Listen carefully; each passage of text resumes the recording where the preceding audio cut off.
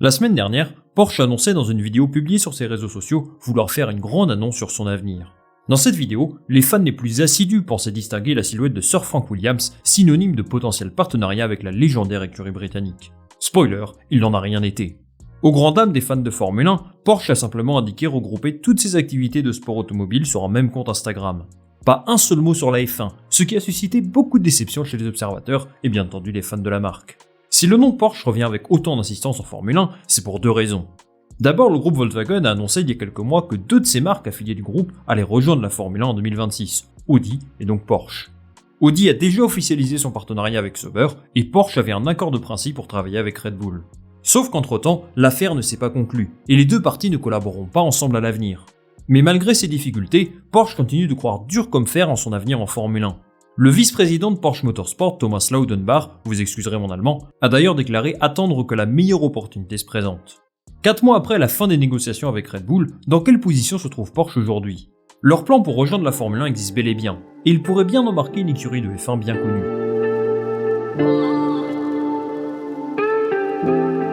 Avant toute chose, j'aimerais qu'on parle rapidement de ce qu'il s'est passé avec Red Bull l'été dernier. Je pense que c'est important pour comprendre dans quel projet souhaite s'inscrire Porsche aujourd'hui. À la base, l'objectif du groupe automobile allemand était de rejoindre la Formule 1 à partir de 2026, année de la prochaine révolution en Formule 1. Les unités de puissance seront plus respectueuses de l'environnement, coûteront moins cher à produire, et plus globalement, Porsche veut s'associer à l'image du groupe Formule 1. En effet, la F1 a un objectif de neutralité carbone d'ici à 2030, et souhaite véhiculer une image de sport engagée dans la lutte contre le réchauffement climatique. Bon, il y aurait 1000 choses à dire sur le sujet, en particulier sur les contradictions de Liberty Media, mais on va rester concentré sur Porsche. Plutôt que de créer un nouveau projet de A à Z, Porsche souhaite s'associer à une écurie bien implantée dans le paysage de la F1 et gagner très rapidement. Pour ces raisons, travailler avec Red Bull apparaissait comme un choix plus que pertinent. Sauf que la vision de Porsche n'était pas trop du goût de Christian Horner. En gros, il souhaitait racheter plus de 50% des parts de Red Bull, et donc devenir le décisionnaire principal en quelque sorte. Mais Horner, lui, souhaite garder son pouvoir de décision, et il souhaite conserver l'indépendance technique de l'écurie, ce qui fait partie de son ADN depuis son arrivée en Formule 1. Le partenariat semblait très attrayant, mais Red Bull finalement a mis un gros stop à Porsche comme on dit. Grâce à ces négociations ratées, on comprend très bien les ambitions de Porsche. Il souhaite tout simplement devenir l'actionnaire majoritaire d'une écurie. Ça ne se limiterait pas seulement à la production des moteurs. Alors dans quelle situation se trouve Porsche aujourd'hui ? D'abord, il faut dire qu'ils ne peuvent plus entrer en Formule 1 en tant que constructeur moteur pour la saison 2026. La FIA a posé la date limite des dépôts de dossier au 15 novembre 2022, et Porsche n'a pas fait part de son intérêt dans le temps imparti. Alors c'est possible qu'il y ait des discussions qui soient toujours en cours. Alpine par exemple n'a pas respecté non plus la date limite, et cette date limite n'est d'ailleurs indiquée dans aucun règlement. Mais aujourd'hui, compte tenu de l'état des lieux des constructeurs moteurs, difficile d'imaginer un retournement de situation. Deux solutions s'offrent alors à eux. Trouver un nouveau partenaire dans lequel investir, ou fonder leur propre écurie en indépendance totale. La deuxième solution est sans aucun doute la plus compliquée. Porsche a certainement une histoire riche en sport automobile, mais ils ne possèdent pas les infrastructures nécessaires pour construire leur écurie de Formule 1 de zéro. Alors soyons clairs, ils sont une force qui compte dans le sport auto. Ils ont quand même des usines capables d'évoluer pour s'adapter aux contraintes d'une écurie de Formule 1. Ils ont aussi le budget suffisant pour apporter des améliorations si nécessaire. Mais il n'y a pas que ça qui compte. Ce qui leur manque, c'est un certain savoir-faire que seules les écuries de F1 actuelles possèdent. À moins de planifier une stratégie de recrutement très agressive qui coûte énormément d'argent, Porsche est donc quasiment dans l'obligation de collaborer avec une équipe déjà existante sur la grille, surtout au vu des nouvelles réglementations de 2026. Et là, plusieurs options s'offrent à eux.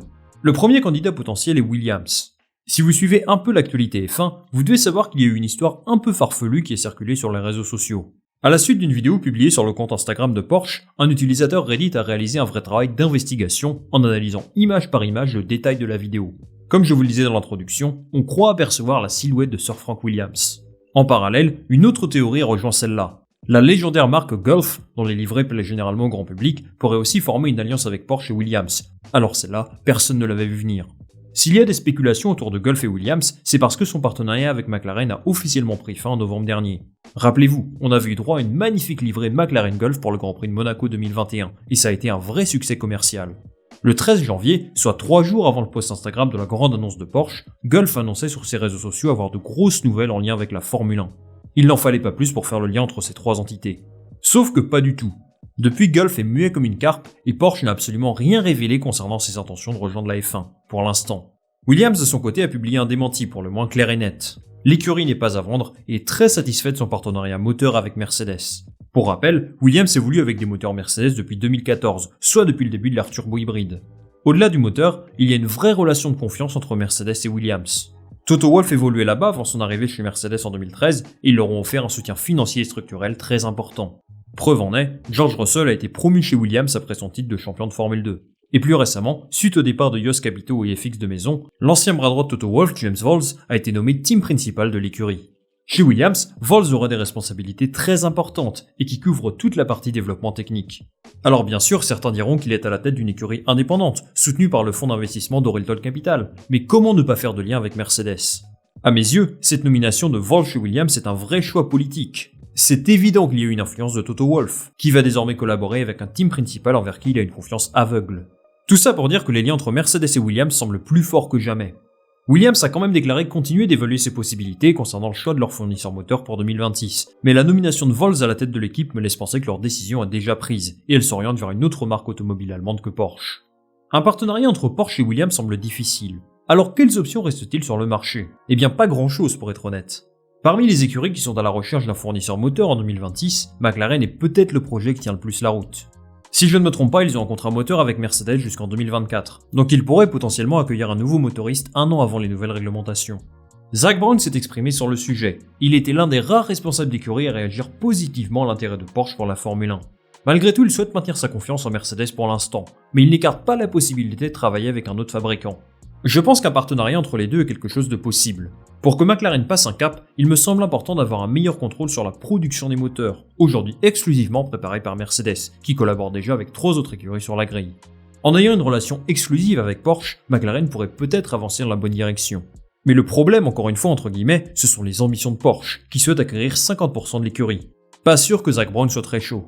En fait, si Porsche souhaite rejoindre la Formule 1 d'une manière ou d'une autre, je pense qu'il faut qu'il se pose la question de la forme. Comme constructeur moteur, ça peut sembler compliqué, au moins pour 2026, mais pourquoi pas comme sponsor principal d'une écurie? Alors bien sûr, les ambitions de Porsche seraient revues à la baisse, mais le problème pour eux aujourd'hui, c'est qu'aucun projet ne correspond à ce qu'ils recherchent. C'est dommage, parce que ce qui bloque, ce n'est pas leur envie ni celle de la FIA, mais bien la réticence des écuries à accueillir de nouveaux constructeurs.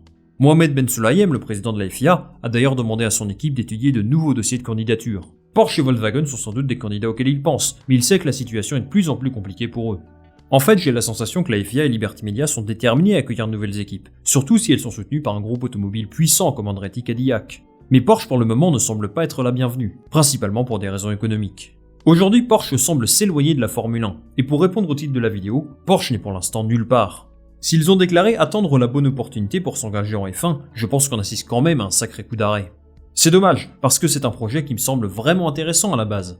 Red Bull et Porsche auraient pu créer un partenariat vraiment fort, mais ça n'aura finalement jamais lieu. L'apport de Porsche et Williams pourrait être très bénéfique pour les deux parties, mais la relation Mercedes-Williams pourrait certainement empêcher le deal de se faire. Il ne reste donc que peu d'options pour Porsche, et j'ai hâte de voir comment évolue la situation. À mon avis, il va falloir s'armer de patience, parce que je n'imagine pas Porsche monter le bout de son nez en F1 pour l'instant. À eux de nous prouver le contraire. Les amis, c'est la fin de cette vidéo, merci beaucoup de l'avoir regardée. Dites-moi en commentaire si vous croyez toujours que Porsche pourrait arriver en Formule 1, avec quelle écurie, sous quelle forme, et moi je dirai ça avec attention, comme d'habitude. Si vous avez aimé cette vidéo, n'hésitez pas à liker, à partager ça autour de vous, et surtout à vous abonner pour me donner un maximum de force avant le début de la saison de F1. On se retrouve très vite pour une nouvelle vidéo. Salut, à la prochaine.